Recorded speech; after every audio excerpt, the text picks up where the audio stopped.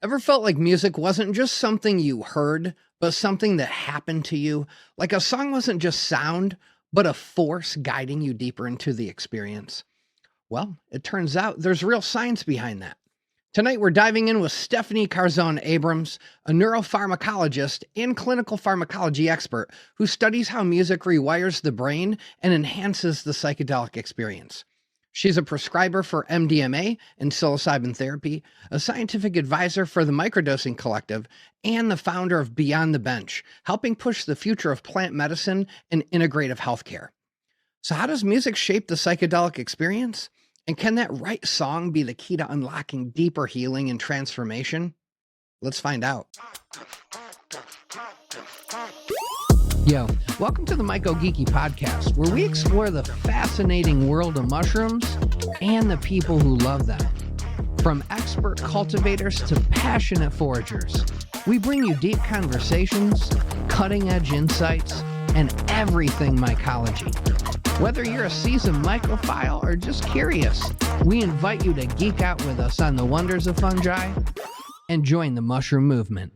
Hey, what's up, everybody? Welcome to the MycoGeeky podcast, the show where geeking out over gill attachment is totally normal, and being a weird mushroom person in your friend group is absolutely a flex. I'm your host, MycoGeeky, here to help you dig deeper into the world of mushrooms and cultivation so you can take your at-home mushroom game from like neat little setup to why does your Martha tent have like mood lights and a curated playlist?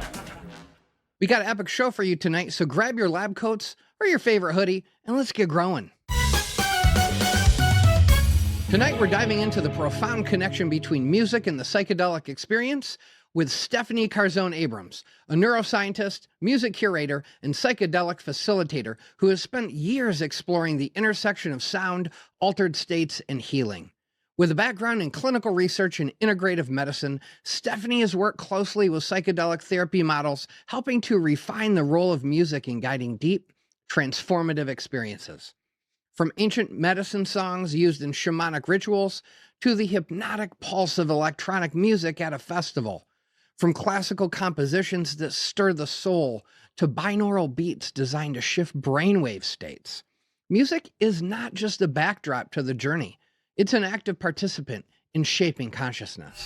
Tonight, Stephanie's here to break down the science and the soul of this connection, how sound influences neurology, emotion, and perception, how different genres affect the psychedelic state, and why the right song at the right moment can be the key to unlocking deep healing, self-discovery, and a truly transformative journey. But before we jump in, please support the podcast on Patreon. It helps keep the show going and lets us bring you more deep dives into the world of fungi. And of course, hit subscribe, smash that like button, and let's get into it. All right, welcome to the show, Stephanie Karzon Abrams. What's up? Hey, what's up? How are you? I am doing great. I am super pumped to have you here, to be having this conversation. You first hit my radar when your friends reached out and said, I got this friend, Stephanie. She's awesome. She might be right up your alley. So we chit-chatted, figured out, you know, what to talk about. And just so you know, guys, very impressive. Stephanie sent me a list of topics she loved to talk about. A level of professionalism I definitely appreciate. And they all looked great, and we might have you back on to talk about all of them. But first and foremost, there was one that just spoke the loudest to me, and that was the intersection of music and its role in the psychedelic experience. I was like, that's it. That's what we got to do. I've definitely felt pulled back into music recently. I have a background playing, performing, writing, creating music. And I got a 9-year-old who's about to start band next year. So, yep, it just, everything feels right. And I cannot wait to do this. But before we dive into this, I want to hear your story. A lot of your work kind of sits in this, this amazing Bermuda Triangle of music and psychedelics and science. So, how did you find yourself in such a wonderful little trio of interests? Yeah, thank you. So I'll take it back to my youth where I was eternally torn between the scientist and the artist. um, I feel that, growing up, your parents enlist you, enroll you in all these different activities. So you're this like well rounded kid, which was awesome. But I just loved all of it. I loved like athletics. I loved sports. I loved music and art and writing and poetry. And then I loved science. And I think throughout most of my education, as a young person, I was very minded to be in medicine or in science. And then in high school, I really started to go down the rabbit hole with um, debate, which is funny because we were talking about that just earlier. But also writing. I love to write all kinds of things, journalistic type articles, reporting on interesting matters. I really loved creative writing, short stories, and poetry. And where I grew up in Montreal, you have 2 years of almost this like prep school before you go to undergrad where you get to pick a concentration. And I did a fast 180 on my parents and I was like, just kidding. I'm not going into health sciences. I'm going into liberal arts. I want to be a writer. Maybe I'll get a law degree and then be a writer, but I don't want to be a doctor or a scientist anymore. And that's what happened. And I did liberal arts for, I think it was a year, and I loved it. It was awesome. I think it developed more writing skills. I fell in love with, the classics like ancient Greece. I learned about all kinds of beautiful religions and we went really deep. And it was honestly a world class education. And I don't know what it was though. I was like, no, no, this is awesome, but I do want to be in medicine. And so this it really set the tone for most of my life. And obviously, I pursued neuropharmacology. Even within the sciences, I flipped back and forth between my major, but I ended up pursuing neuropharmacology. And I essentially cast all creative things to hobbies.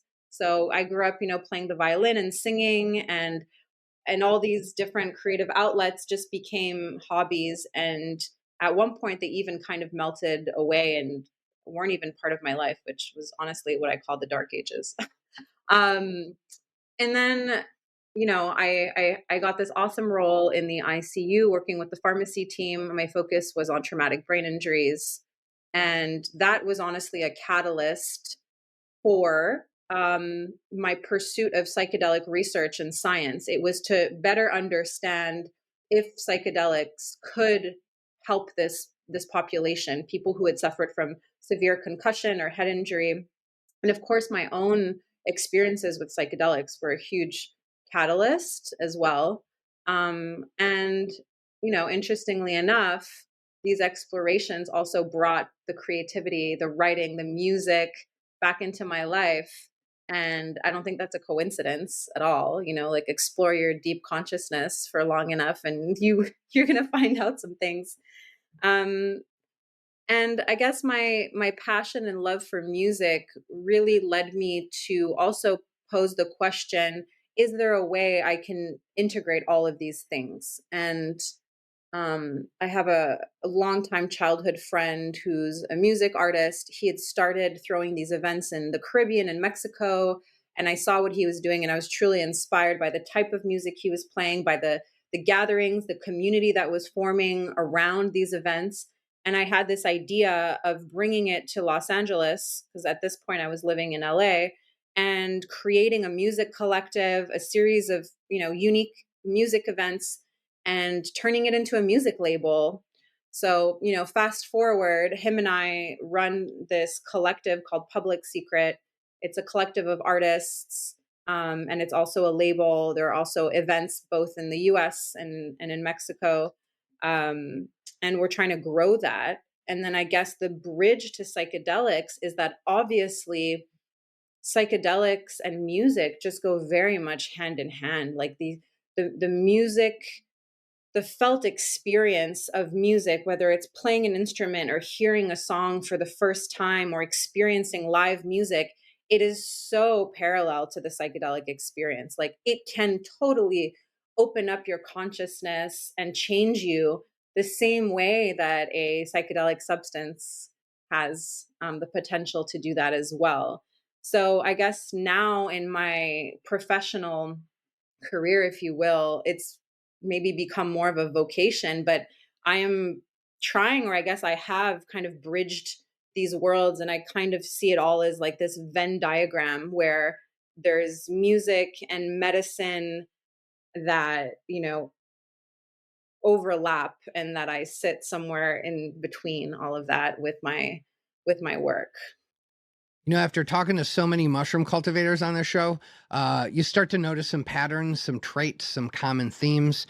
And for sure, it is very common for a mushroom cultivator to come from a lab background or a culinary background or a musical background. And a surprising number, myself included, have the old classic ADHD brain. And seeing these traits and seeing like similar types of people has been pretty fascinating for me. So when you were like, "Oh, I play violin and I sing," I'm instantly like, "Oh, of course, you are an actual musician." So when you listen to music, you there is another layer of understanding with the music. You perhaps can feel it or experience it or appreciate it or hold it more dear to your heart, maybe than just the average person. Um, you're thinking about phrasing and emotion and movement and rhythm and all that stuff.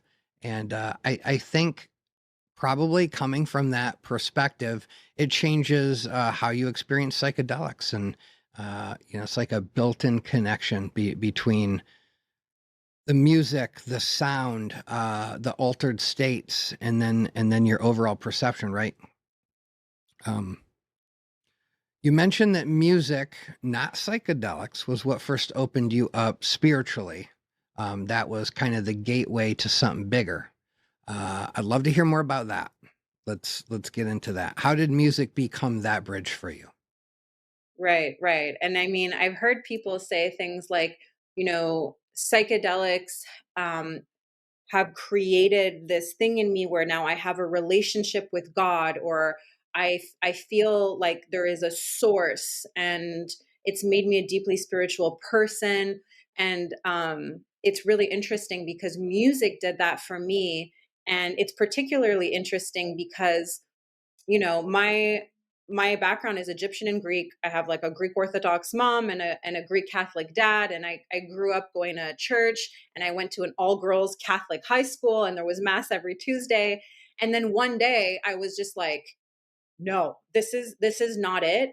And I don't know necessarily what it was that made me just like put up this wall to organized religion. I mean, we could talk about that in a whole other conversation, but it was just like, wait, this isn't what this is supposed to be. And I went down this rabbit hole of questioning, like, is there even a God? And did science create the world? And I went into this rejection of source, if you will, quote unquote source. And later on, when I started to re-experience music the way I did when I was much younger, something reignited in me, and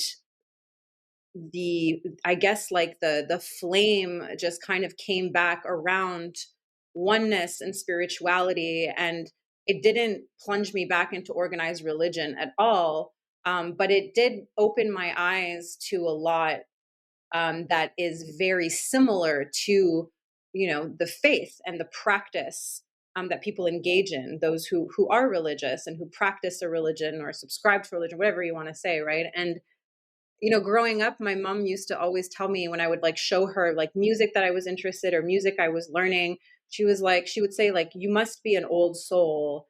And, fast forward to, I guess, like recent 10 years, there were pieces of music that reached me in such a way that all I could say is, this makes me believe in past lives. And so psychedelic substances, they do that for people, but for me it wasn't the psychedelics first. It was music that did that. Music created this awakening around spirituality, past lives, source, just opened my mind again to that, I guess, like other world. And then of course, psychedelic experiences will totally reinforce all of that. That makes total sense. Right? For me, there are certain sounds, there are certain phrases, there are certain dynamic, emotive changes, rhythms that just create these moments musically that just do something for me. Um, Certain music just speaks to me in a way that other music does not speak to me. Like it just takes you somewhere you didn't even know you needed to go. That's, at least for me, that's how it is. I know it's different for everybody. Some people can listen to hip hop and go, yuck. And other people can listen to Bach and go, yuck. And other people can listen to Celtic folk music and go, yuck. And yet, those are all music that have absolutely changed people's lives. So we're all different. I get that. But that's that shift, right? That there's some music for everybody. That there's just an endless amount of music out there, that's been created by people and speaks to people and does something to people. I think that's why music can probably be very powerful in people's psychedelic experiences in a whole bunch of ways.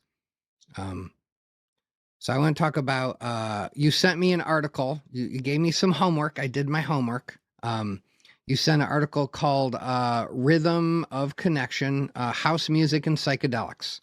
I will link that in the description. You guys can go check it out. It's a great read. But there was a phrase in there that really stuck with me. The mystical connection, or no, the mystical communion of rave culture. And reading the article, it was really cool to see how these dance clubs were not just dance clubs, right? They were literal sanctuaries for these people. They were safe places to be free, places to connect, which was really cool to read about. So let me ask you this. So, like, how did these spaces, like Paradise Garage, become more than just a dance club? What made them transformative?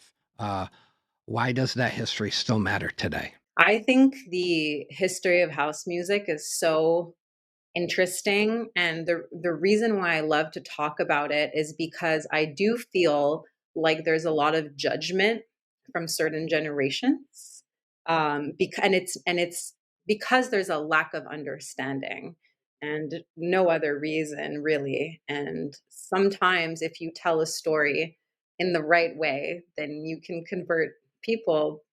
You just kind of have to speak their language. But, as I kind of mentioned in the article, the rave scene of LA and New York, they were temples of sound. A lot of the club scenes in these areas, you know, attracted a certain type of person with a certain type of status. Um, and it left out a lot of people. And it was also a moment in time where people were persecuted for the color of their skin, for their beliefs, for their sexual preference. And so these places like the Paradise Garage became a safe space for people to truly show up exactly as they were, judgment free, radical self expression, radical self acceptance. And not only that, but you have now this music that has a message of positivity, this music that is creating communion and connection. And so, of course, this rave scene also saw the emergence of certain drugs like MDMA. And of course, these are considered high risk activities. And I'm not trying to glorify at all the use of, you know, scheduled drugs. But I have to say that where we are at right now in the psychedelic landscape, where we've brought MDMA all the way to the FDA, that entire movement owes a gratitude to that very rave dance scene. Because when MDMA made its way from the lab to the dance floor, it meant that people got to experience this. The masses got to experience it. And what they were experiencing was a heart opening, right? Bonding. And it was a feeling that some people had never experienced at all. Once you experience that incredible heart opening, you realize that love, that embodiment of love lives within you, and you can then recreate it. And I think that that's an incredible lesson right there. And of course there's misuse. Like that's just kind of how it goes, bright light, dark shadow. But overall, I think that MDMA has the ability to soften the walls of self, and this state of empathy just flourishes, and you've got these social barriers that dissolve. You have a profound sense of unity that arises. And so it makes complete sense to me that MDMA at that time was the, party drug of choice, because these places were created to be a sanctuary for connection. And then also, just you're talking about like Larry Levant, as an artist, as a DJ at the Paradise Garage, like he also birthed this like new genre of music. It was, people describe it as being transcendent. People talk about this music that was like a ceremony, and you wouldn't quite think about that. I feel like a lot of people that are maybe in like older generations, they hear house music, they hear electronic music, and they just think it's like thumping and it's mindless, and people are just like getting messed up and like going out and disassociating. But it's not. I feel like that's just so reductionist and just misunderstood.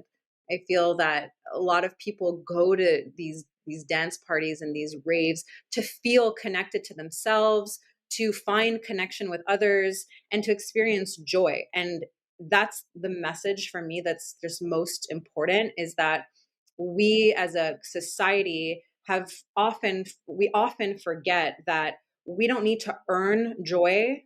It's not something that we need to work to deserve. Like, we are born entitled to joy, and we need to find things that will bring us enjoyment. It is incredibly healing, to go and just dance, just move your body, see other people around you vibing to that same music. Like, it is a total perspective shift. Hit the refresh button, and just, I feel like we don't think about it enough in that way. And so the point of this article was not only to shed light on the history of house music and what it did, culturally for people, but like creatively, what it did for the future of psychedelics, and just that message around enjoyment and just how incredibly healing it can be.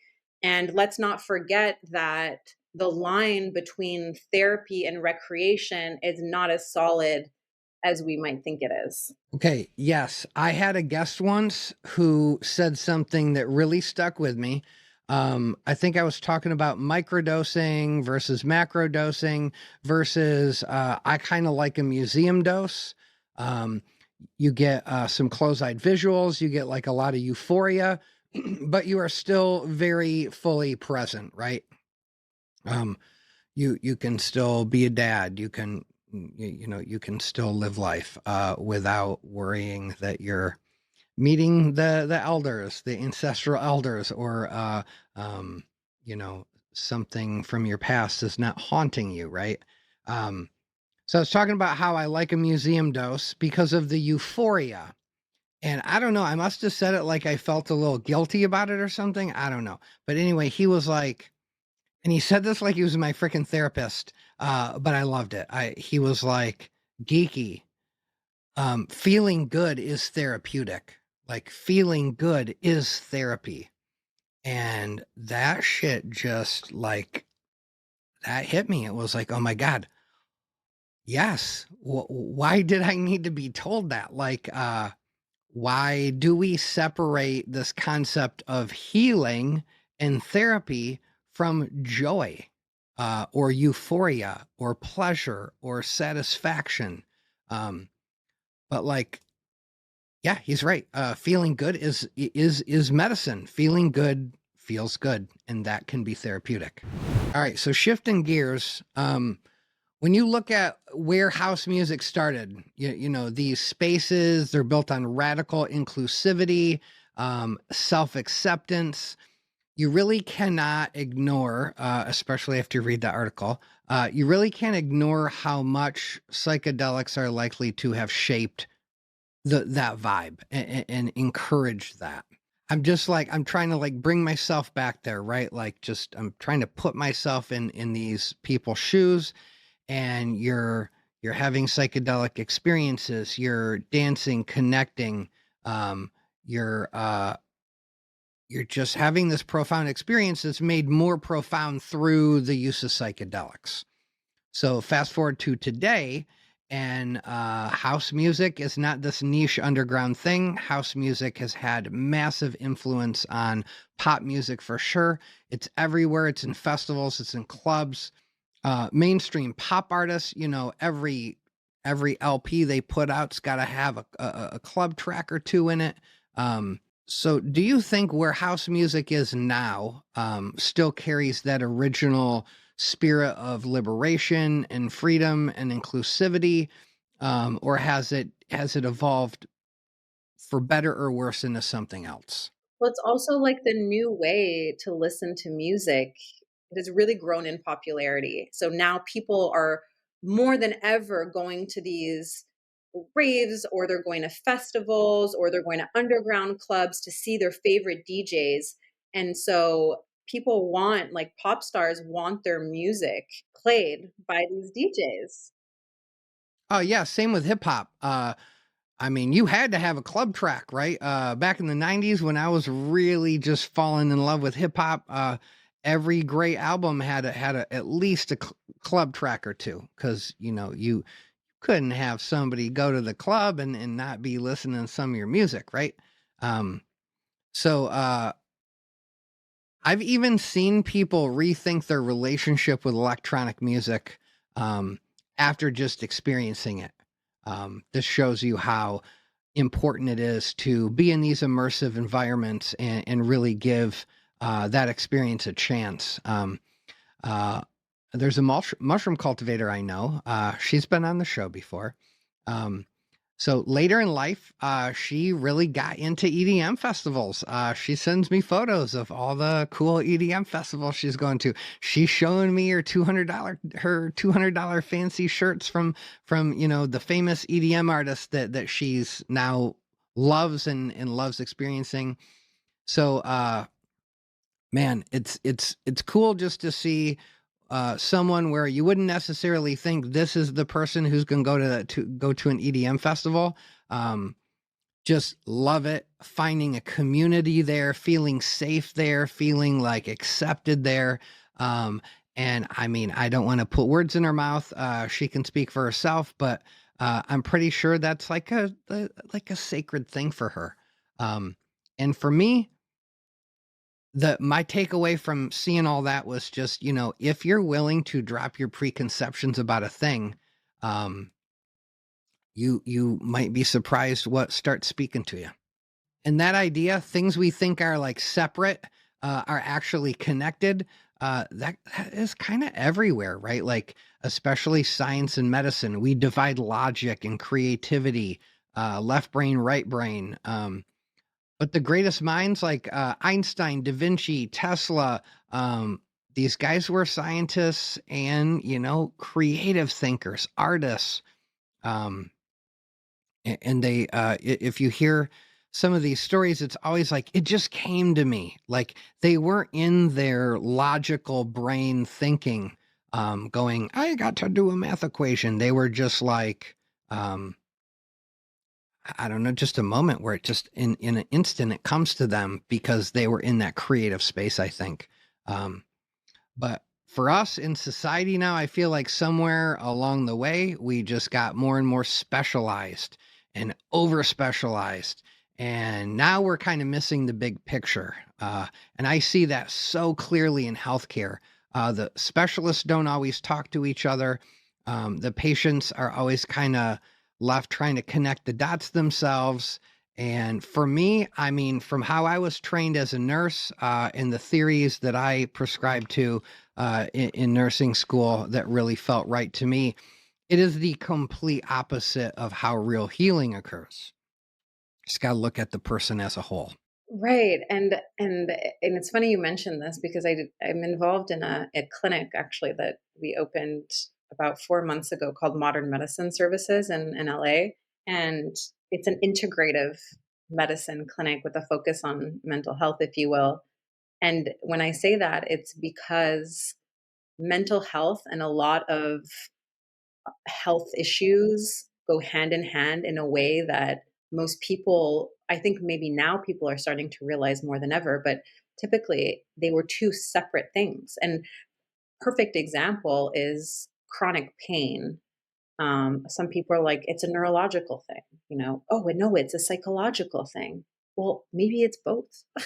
Or maybe, you think about people who get injured and they have this like chronic injury and how it impacts their quality of life and then how it impacts their mental health. So I think that we're more and more in like the medical community, we're pushing for this integrative care model where specialists overlap with each other or where a patient can see multiple specialists under the same roof so that there's a bit more of this like team approach so that the person is a whole person and not just a symptom or a group of symptoms within a specialty.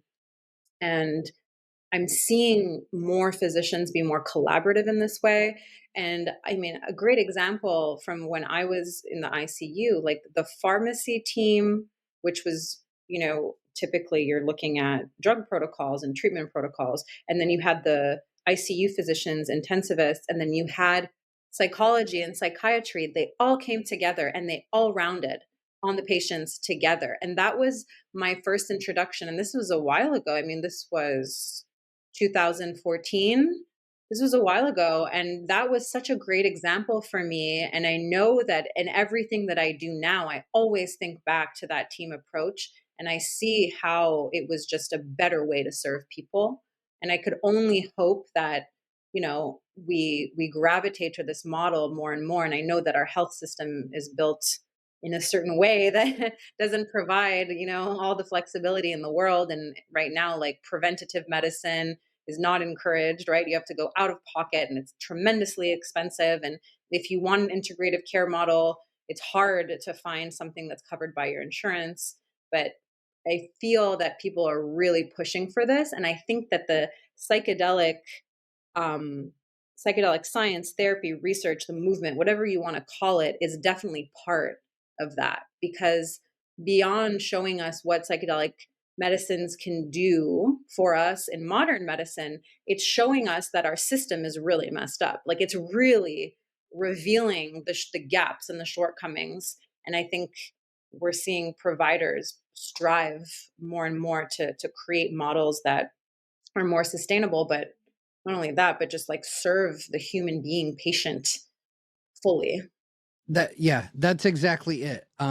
When we stop looking at the patient as a number or a diagnosis or a presentation, and we start seeing them as people, when we stop seeing them as their lab results and their radiology read, and start seeing them as human as we never forget we are, then maybe then we can start catching some of the stuff that all the individual specialists are missing, right? Um, that makes me wonder, uh, how does that idea apply to music in the psychedelic experience, right? Like, what is actually happening in the brain when you bring music into the mix, into the trip experience? Is it specifically doing something different than, say, being out in nature or hanging out with friends or whatever? Like, specifically, what is the music doing? Yeah. Yeah. So when you pair them together, you're you're essentially modulating key neural pathways, right? So connectivity between sensory and emotional processing centers. And you could experience similar things if, like you said, you take a psychedelic and you're wandering around and you have visual stimulus, like if you're in a very beautiful environment and you're observing beautiful colors, your now, visual sensory processing centers and your emotional processing centers are working together. So I guess the difference here is that it's more auditory, but what's super interesting is that it's not just auditory because the auditory stimulus could indirectly influence your visual cortex, right? You can have hallucinations, you can see things differently. Colors appear brighter, or things can shape shift. But not only that, people report that they can see the music, they can see sound. And I just think that's absolutely fascinating. Like all of a sudden sound has texture, it has a thickness, it has something that you almost feel like you can touch, and it goes from the abstract to the concrete. And essentially what we're talking about here is like an embodiment. And what it means is that you've got areas of the brain that don't usually quote unquote light up at the same time, right? Activate at the same time. Now they are activating at the same time. So you've got these bridges between areas of the brain that are happening. And at the core of all this, the effect is the activation of serotonin, the 2A receptor, so 5-HT2A receptor. It's a part of it. Of course, there are other receptors that are being activated, but we're really noticing that it really has to do with the 2A. Whereas I just want to give you an example. Like if you are taking something like 5-MeO-DMT, people they say they experience a whiteout. So they're not seeing anything, right? It's like they feel like they've dissolved into everything and nothing at the same time. And some people will talk about hallucinations or visualization, but mostly people experience a whiteout. And alternatively, this is now the 1A receptor, right, versus the 2A. So I feel like this is super interesting. So you have activation of these receptors in areas like your prefrontal cortex, and the prefrontal cortex is going to facilitate change in like your perception, your cognition, and your emotion. And then what that does is essentially enables music to feel more immersive and emotionally significant. And so then you find yourself deeply connected to the altered state of consciousness that was induced by the psychedelics. That's kind of how I like translate that neurochemical, neuroanatomical um change that happens, or effect that happens to, I guess, like language that people can feel like they can relate to. Yeah, so they don't have to pull up dictionary.com just to keep up with you, right? Yeah, that's good. Thank you. But what you said about the music activating certain neural pathways, that's where it is right there. It is not just background music. It's not just muzak, right? In a trip, when the brain is just doing all sorts of different things, it is doing something different. It's and especially if you're fully immersed in it, if the music is enveloping and overwhelming, or fully whelming, it's got to be doing something else. Like okay, so think about being at a concert, like a big EDM concert, a techno, house, even like heavy metal, where just the wall is huge. The sound is like a wall, right? Like just a big, overwhelming, in all the good ways, an overwhelming experience. Um, if you are in a psychedelic state, then that music is not just sound; it is got to be guiding that experience. So now my brain is like, um, if certain music is lighting up different pathways in your brain while you're on psychedelics, are they rewiring things? Are they finding things like that maybe you wouldn't find otherwise? Could it actually change how the medicine interacts with our brain, basically? Like, could it be really playing a role? Could it make certain receptors more active? Could it Could it change how the active, the psychotropic compound is binding with neuroreceptors? Like we always talk about set and setting, but if music is part of that setting, then yes, it's probably shaping the trip w- way more than we even realize.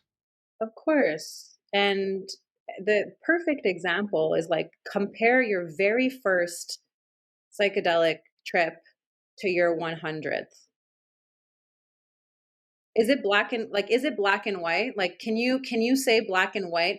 The first one was incredible and then the 100th one was a little off. Like yeah, like is it black and white? No, it's not. Man, I have heard every version of that.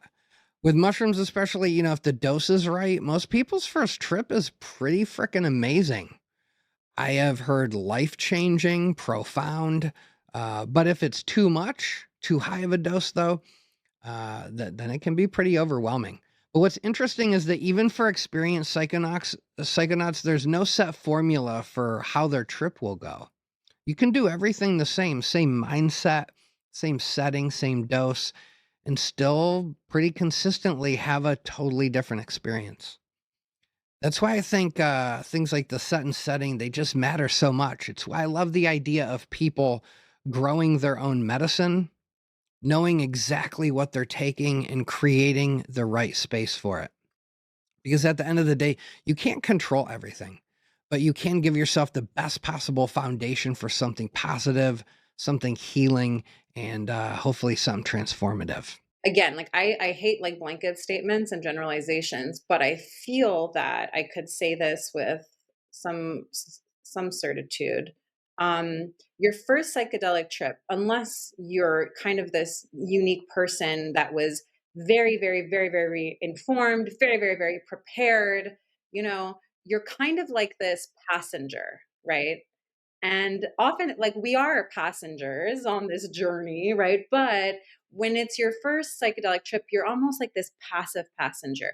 Things are just coming at you. And when you've gone maybe the second time, the third time, the 10th time, the 50th time, you're a little bit more of a driver in the sense that you might have now set the setting, set your intentions, you've called something in, there is a purpose.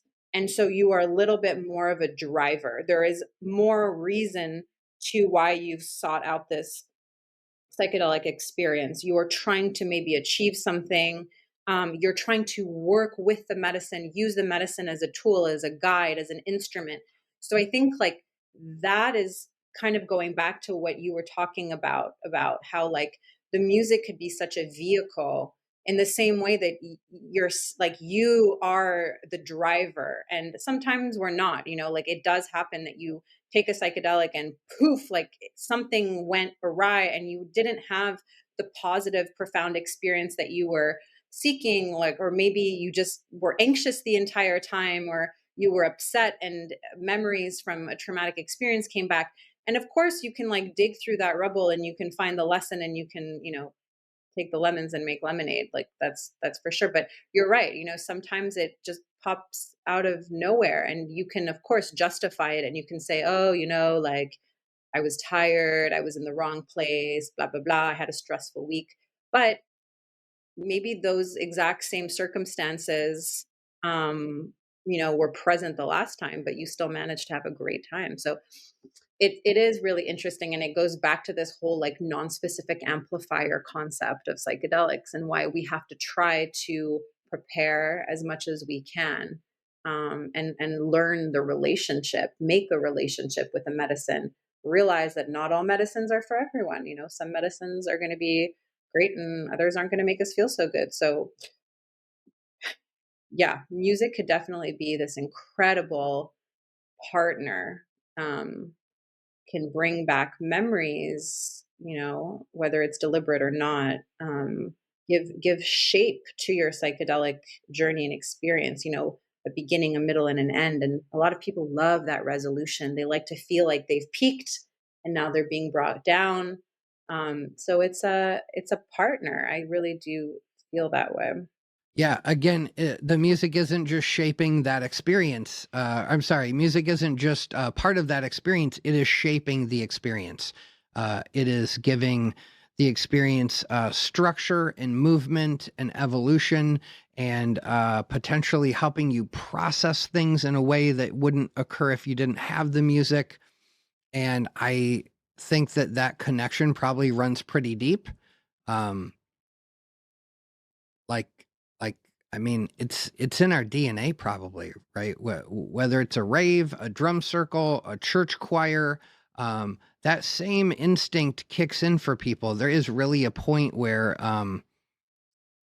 it feels old, it feels ancient, like, you know, have you ever gone to a rave or a drum circle and you're just like, "Holy crap, this feels like, tribal, this feels old, this, like, feels ancient." Um To me, it's kinda like the same thing. I want to start by saying that I personally believe that as human beings living in 2025, we crave simplicity. And a lot of us don't even know that we crave simplicity. But I think, would you agree? Oh, for sure. Yes. When I was younger, dude, I wanted all the options. I wanted more choices, more excitement, more fun. Oh, but now simpler is better. Less is way more for me. Right. It's like when you're, I guess like when you're developing into like a young adult or an adult and you're experiencing like your freedom from school and your parents and it's like your own life, you're like, great, I have all these options available to me and it feels so awesome. Yeah, when you're young, you think more is better, but at some point you realize wanting less actually feels better. I mean, I read all those Buddhist books, all the books, Four Pillars. It was all right there. Um, but knowing a thing, reading a thing is not the same as feeling it or experiencing it. Or, there can be a knowing in your head and there isn't necessarily a knowing in your body. Um, I love this Thomas Merton quote that goes, "When ambition ends, happiness begins."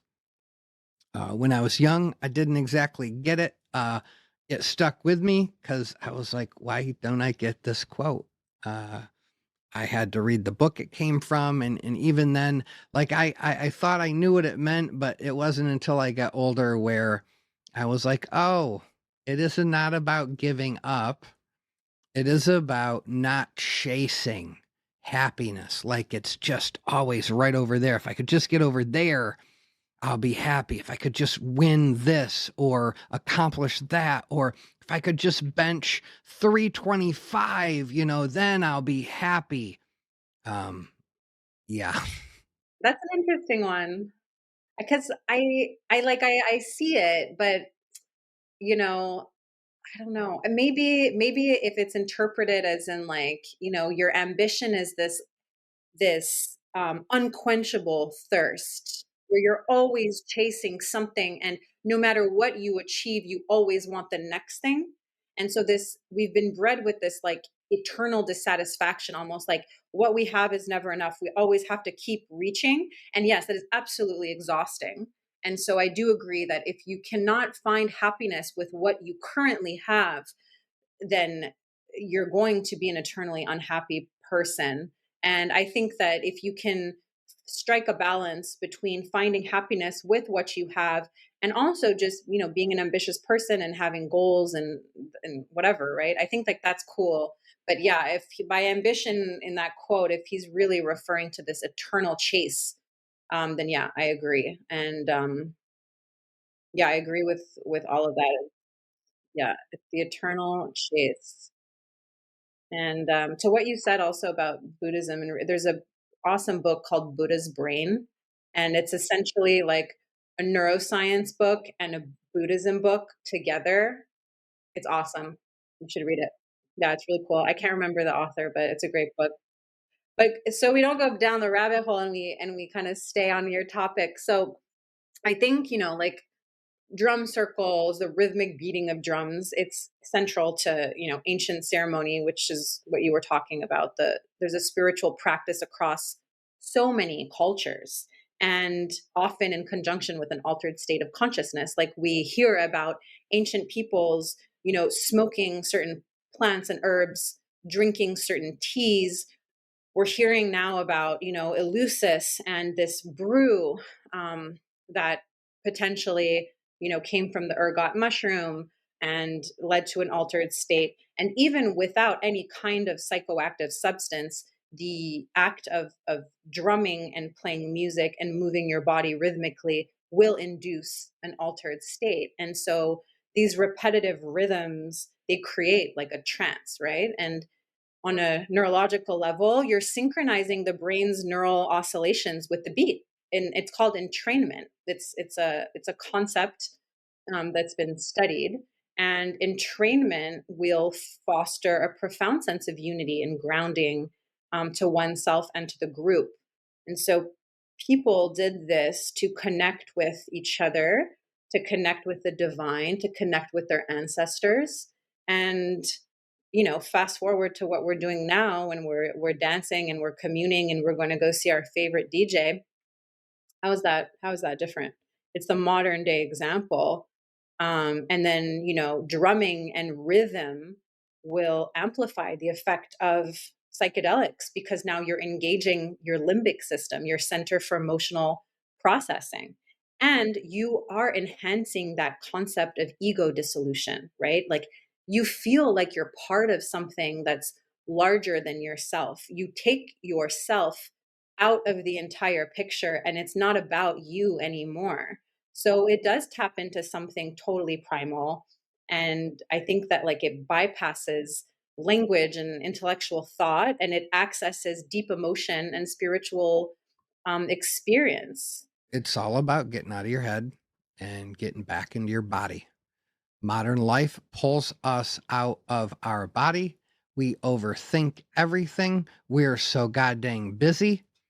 But like simple things, drumming, movement, breathing, making food, running through the woods, picking a goddamn mushroom out of the ground. Uh, that connects us to something way older than all the noise that currently exists in our world. And for me, it's wild because it really, uh, um, right? Like you read these scientific studies about, oh, science just proved that it's good for people to receive and give hugs, or it's good for you to have friends. And I'm like, you do not need a study to know that dancing at a party or sitting around a fire with your close friends is good for you to me. Like, we needed a study for that. What? Um, and then so psychedelics, they just amplify the volume on those connections, right? Like they can really deepen that. All these things that you mentioned, though, they're so tactile and sensory, right? And I think what it comes down to is embodiment and just being back in your body and being able to, like earlier, we were saying, like phase out the noise and just really like listen to what we need. And I feel like that's the skill that's been lost. It's how do we reconnect to ourselves? How are we are out of our heads, in our bodies, listening and understanding what we need, not just absorbing what we're being told that we need, um, and just really trying to be more intuitive with ourselves. And the rhythm and the tapping and all of that. I mean, EMDR is a therapeutic technique that is from just the good old banging on the drum. And I think that like reconnecting to primal instincts or just simplicity can be so therapeutic, just breaking things down and just opting for a little bit more minimalism, a little bit more simplicity. I think it just clears the mind. And I think a lot of people experience anxiety because there's just so much coming at us and there's so much choice and there's so many options and people want this and they're showing you that. And it's like, oh, should I want this? Should I have that? And it's like we're not truly listening to ourselves anymore.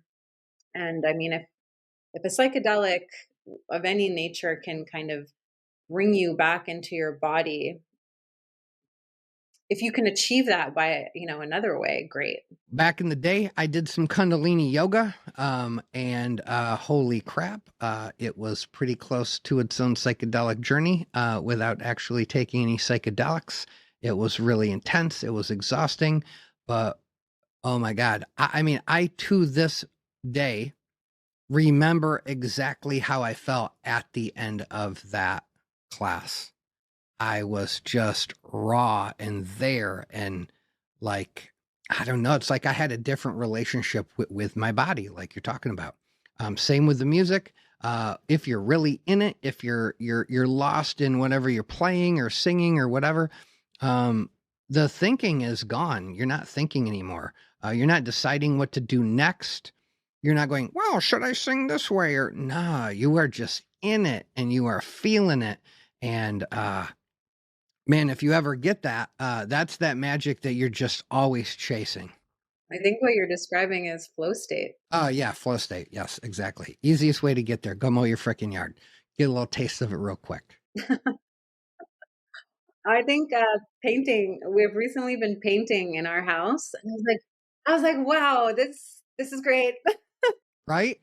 Um, uh, yeah, man, just isn't it crazy how simple of a thing can just put you in that state, like you're saying, and it does feel good. Even as stupid as right painting with a roller, right?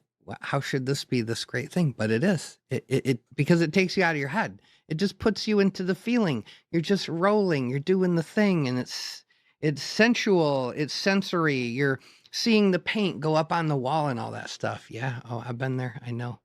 Feels good. I kind of love paint day. I used to be a contractor. Definitely love rolling out some paint. We had these big 18-inch rollers, and yeah, man, I mean, I could get a room painted lickety split, cut in, done, and it just felt good in a way that just felt good. It kind of reminds me of that whole, the whole Mozart effect. Like you hear about, oh, we did a study, and if you listen to classical music before you take a math test, you perform better on the math test, right? It's like, I don't know. I guess I always thought that it was, like maybe just because there's no words in it, or because there's like complex, um, I don't know, arpeggiation. The melodies were sort of mathematical in nature or whatever. Um, but yeah, I guess I always just thought it was just because there's no words. You're not connecting to that left logical brain. You're just hearing. You're just enjoying the dance that the music is giving you. Um, and so that's what makes me wonder about house music, right? There's a lot of rhythm, there's a lot of repetition, there's some like call and response. A lot of that stuff feels like old and ancient and something we've been doing a long time. Um, so I'm like, is that why it works so well in altered states? Is it just about connecting to music that feels like those old primitive chants and all that, or is it just about whatever music speaks to you? No, I think it's all kinds of music because I think it's what speaks to you. But I think there's something to be said about multi instrumental pieces because your brain is paying attention to that and picking up, oh, those are string instruments. Oh, that's a wind instrument. Um, you know, uh, and then I think classical music has this grandeur, right? It evokes like this emotional depth and grandeur. And then ambient music can be more calming and expansive, and maybe it's a little bit more introspective. So it's like different music genres and styles can do different things for you. Like culturally specific music can connect people to ancestral or collective memories. People have reported that. And it could give you also like a grounding sense of belonging. So I think when you're trying to select the piece of music, it's like figure out what you're seeking. But there's so much experimentation. I think what's cool about electronic music is that electronically you can produce all these different sounds that you can't with like acoustic instruments. But then again, going back to like the simplicity and like the primitive concepts of acoustic instruments, there's something so beautiful about how simple they are, right? And then voices, I think voices could be so incredibly moving. There's an emotion because you know that it's being produced by a human being. Now, when you add lyrics, that could be very influential, right? It could take your journey in a certain direction if the lyrics are charged with sadness or anger, frustration, joy, happiness, right? So it really depends what you're seeking. In general, I know that people who curate music for psychedelics, they if they're going to use a voice, they try to opt for pieces that don't have lyrics. That being said, I've experienced, Nina Simone. Man, if you come at Nina Simone with an open mind, and that woman's voice doesn't just get you like right in the feels, deep. I do not know what to tell you. I do not know what to tell you. Right. That's interesting though, because usually psychedelic playlists, it's all like no lyrics. I would assume it's because they don't want the experience to be steered in a certain direction programmatically, or by the content of the lyrics. So but then you got, like you're saying, an experience with Nina Simone, just raw, emotive, powerful, soulful. So maybe the words enhance the journey instead of distracting from them. Like it's that freaking real that you don't resist it. You just let it in. Right. And so even though we were, I was my journey, my everything was influenced by what she was saying in the song. It didn't bother me. It was like, okay, that's Nina Simone and she's got an important thing to say, so I'm listening. That's why I like what you said about, newness, that whole like new neural pathways idea. It keeps your brain engaged, makes you feel like you're experiencing something just completely fresh. Right. Right. Novelty, period. In general, what it does for you. It's exciting. And it also makes you ask questions, like even subconsciously, it's exploratory. It piques your curiosity. You're like, what is that? I've never heard this, experienced this, felt this. So just like novelty as a concept across like so many different areas is something that is really significant and obviously exploited in certain milieus. But in music, it's synonymous with innovation, exploration, curiosity. If you are just like, you know, psychedelic free, just listening to a sound that you've never heard before, it's an incredible experience and it's definitely lighting up some areas in your brain. Novelty, it literally demands attention, right? Your brain cannot help but just go, wait a minute, what is this? It's like just instant curiosity, like, wait a minute, that's new, I haven't heard that. And if you're in a psychedelic state, all that stuff is amplified. That little spark of something new is a bigger deal, has a bigger impact. It's just like fireworks going off in your brain. And then who knows where that charge goes, right? That those fireworks, where they go. Maybe it triggers a memory, maybe it pulls you into something deeper, maybe it connects you to an entity. Whatever it does, it definitely is doing some. Right. And it might remind you of something, which is like now an added layer. If it reminds you of something, now you're connecting a memory to a present moment. You've got consolidation, which is like another, neurological concept. And now you've associated an experience and a sensory experience. Now this is anchored as a moment in time in your memory and you won't forget it. Yeah, I get both sides of it. On one hand, you got ultra curated psychedelic sessions, perfectly designed playlists, leather couches, pretty rooms, nice people, high res visual presentations. Um, but I mean, can that feel a little too controlled? Like, does that take away some of the raw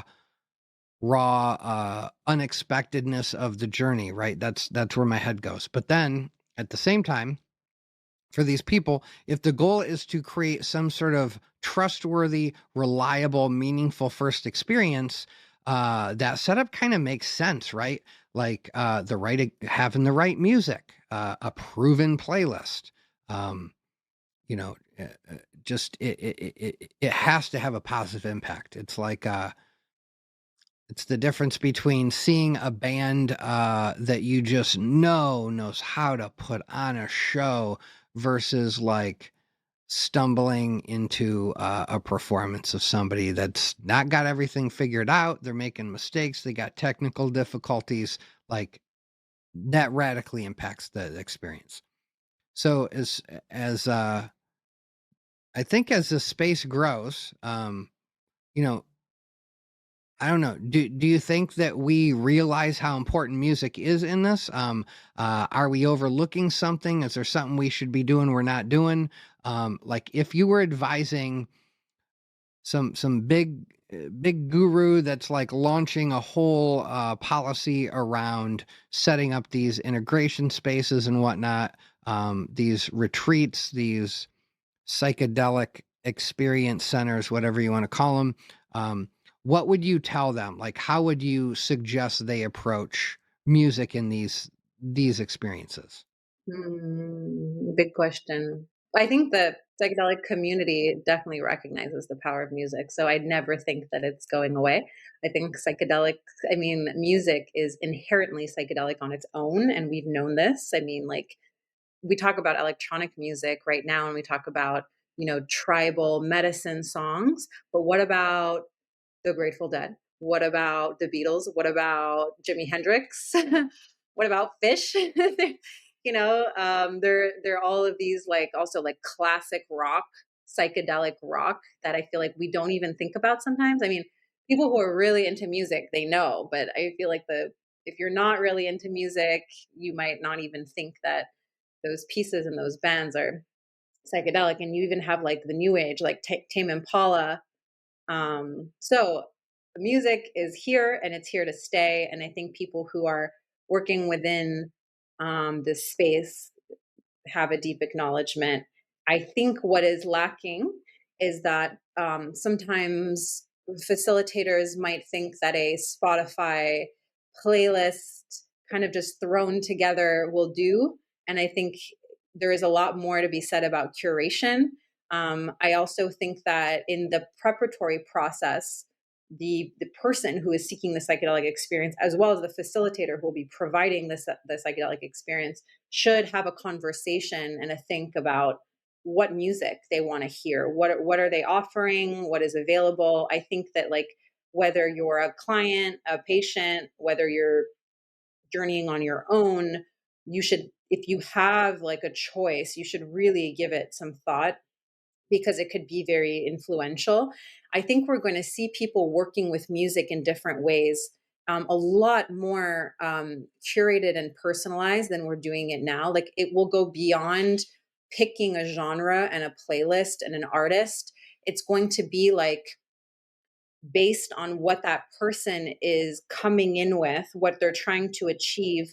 And are they trying to unearth repressed memories? Are they trying to work through a trauma? Are they trying to optimize? Like, whatever the goal is, right? I think we are going to realize that certain pieces of music will be better for certain circumstances and even like clinical indications. Um, yeah, I really think Man, that the future is bright. And also sound files. There are some people that I know that are trying to really push this message of like, you might not even realize that when you're listening to Spotify, you're listening to low quality sound files that are tremendously compressed because of how large the library is. But if I give you, a sound file that is not compressed, your it goes beyond your appreciation. Like on a neuro level, your brain is picking up on the level of sophistication, complexity of that file. There are tones that you wouldn't otherwise hear, and that will have an impact on your experience. So that's also going to be interesting. oh my God, dude. I never really thought about and it's funny because I'm a total audiophile, but I never really thought about how audio quality, fidelity could actually matter in a trip experience. I mean, yo, you don't even got to tell me. I know the difference between a Genelec speaker and something you buy at Best Buy. Like, I am all about sound quality. Um, Even like, these days everybody's listening to Spotify. Nobody buys CDs anymore. CDs have more dynamic range. There's like 20 to 30 more decibel of dynamic range within a CD than in most of the compressed music these days. And then if you get like an audiophile level record that gets cut, that's even, I don't know, 125 decibels. And this is where the music is, right? Like, if the sound quality didn't matter, they wouldn't musicians wouldn't care about their instruments. Isaac Perlman wouldn't be playing a Stradivarius violin, right? If it didn't matter, he'd just buy a $500 violin and it doesn't matter. Clubs wouldn't be buying function ones. Major tours wouldn't be spending insane amounts of money on these high quality stacks, right? But they do, because they know that the sound quality is very important.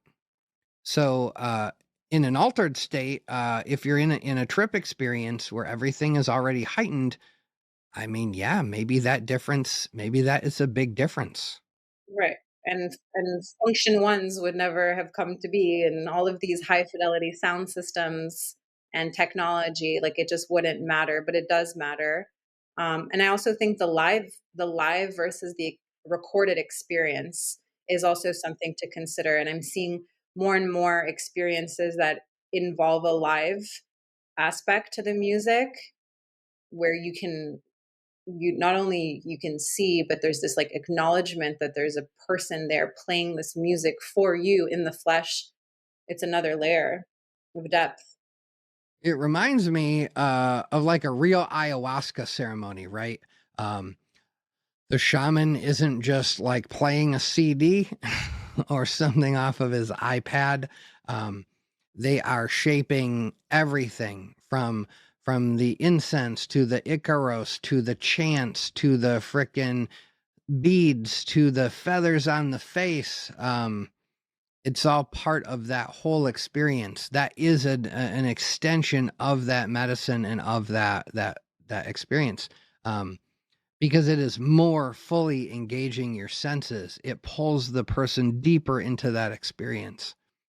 And that makes me wonder, so like, what's the difference between music that gets played for you on a record or a CD or through Spotify versus like, what if someone was, in the case of a shaman, right? A real human being singing to you? Like, what impact does that have? Is there a deeper impact when that musical element is coming from a living, breathing human being in the room versus a recording? I mean, that feels like a whole other area of research waiting to happen. Totally. And what about the complete inverse of that, sensory deprivation? And what about negative sound, where it's the decibels are in the opposite range, and there are like tanks, sensory deprivation tanks, that are built that way, and people report that they can hear their blood flowing through their body. Talk about a totally different type of psychedelic experience. Okay, I also want to talk about this, the way music can connect to memory. I think that is a pretty huge thing. You brought up some earlier about how certain songs trigger deep emotional responses in people, even connecting people to the cultural identity, cultural background. So I wonder, could the right song at the right moment, like, connect somebody more deeply, or pull something out of them that's been buried culturally, like something culturally significant? The more we talk about this, the more it feels like there is just a never ending amount of things that we need to explore when it comes to music, to memory, and the connection to the psychedelic experience. For sure. I mean, just take the simple concept of a memory, your first concert or music that your parents would listen to. That's either a positive association or it's a negative association. It's always charged in one direction. Think about people who have repressed childhood memories, but remember the music that used to play in their house. That could be used as a tool to bring things forward. There's so much, but it's like I said before, when you take an event and you connect it with a sensorial stimulus, you've consolidated it, you've made it more almost like more real, and it lives in the body in a different way. You can like not remember very much from when you were 6 years old or 5 years old, but then there's these like random things that you do remember. You might remember your first concert. You might remember the time you burned your hand on the stove, like all these, or the time that like you spilled milk and you got in trouble, like very, like cliche things. Yeah, man, music locks that stuff in your memories. You hear a song you haven't thought about in years, and bam, you are in your bedroom, crying over your girlfriend breaking up with you, or your dad dying, your grandparents dying, first heartbreak, first time you felt seen, first time you felt completely lost. It's like just shortcuts you right to that feeling, no matter how long ago it happened. And with psychedelics, it's kind of wild to think about using it that way. Like if you bring in music that's tied to something deep in the trip, could it actually guide some healing in that way, or bring something up that maybe has been buried? Um, some people love to do the hard work on journeys. Some people don't.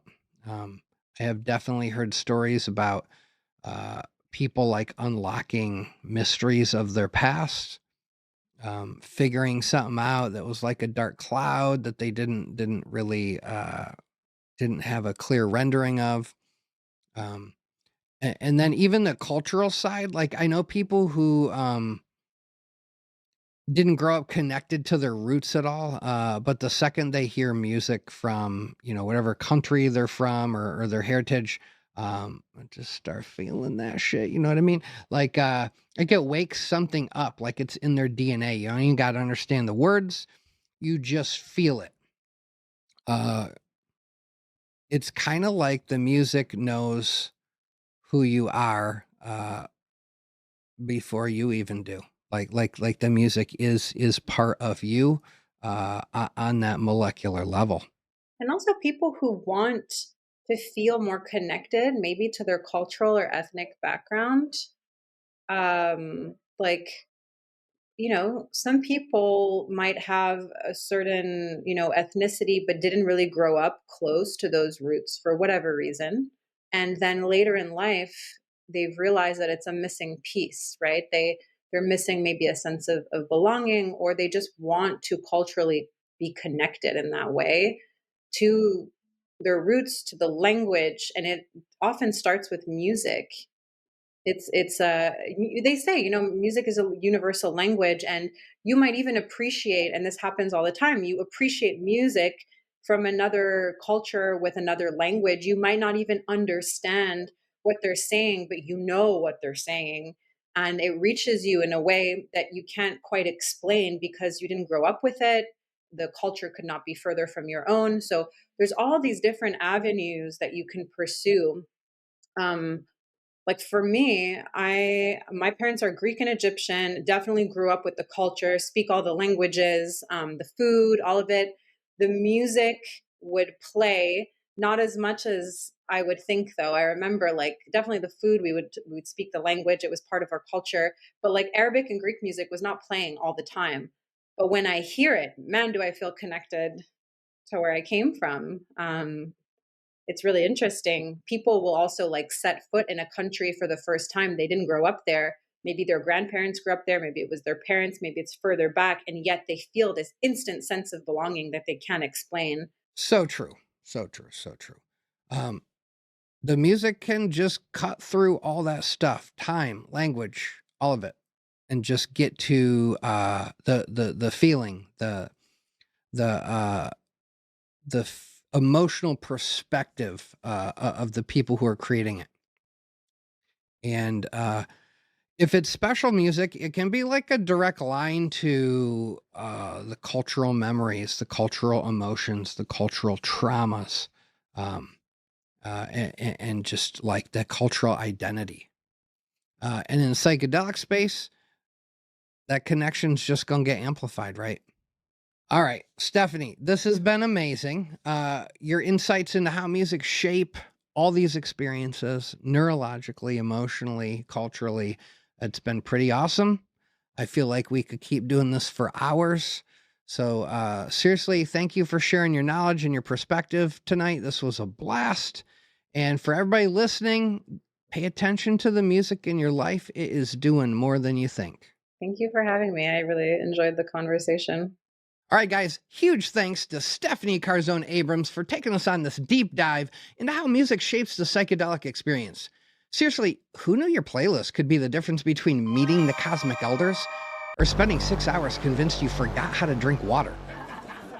If this episode got you thinking, be sure to subscribe, smash that like button, and ring the bell so you never miss a trip. I mean an episode. And if you want to help keep these conversations going, check out patreon.com/MycoGeeky. It definitely helps keep the deep dives coming. Drop a comment. What's the weirdest, wildest, or most profound thing music has ever done for you on a journey? Until next time, stay curious, stay cultivating, and as always, go grow some mushrooms.